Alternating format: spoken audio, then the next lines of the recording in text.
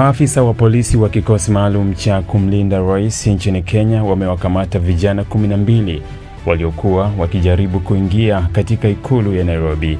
Kikosi cha maafisa hao kwa haraka kilizuia jaribio hilo la kuingia katika ikulu ya rais ambalo ni eneo lenye ulinzi mkali. Mashahidi wanasema walishuhudia mvutano mkali kabla ya washukiwa hao kukamatwa na kuwekwa chini ya ulinzi. Mamlaka bado hajafichua utambulisho au nia ya watu waliohusika, lakini uchunguzi wa awali bado unaendelea. Vyombo vya usalama vimeuhakikishia umma kwamba kukuwa na tishio la haraka na usalama umeimarishwa zaidi katika ikulu ya rais na maeneo yaliyo karibu. Hata hivyo, haijabainika iwapo Rais Ruto alikuwa ndani ya ikulu wakati wa tukio hilo likitokea. Ili kuwa mwanafamilia bora wa Global TV, usisahau kusubscribe, like, kushare na kucomment. Baada ya kusubscribe, bonyeza alama ya kengele ili kupata taarifa kwa kila video inayopanda Global TV Online.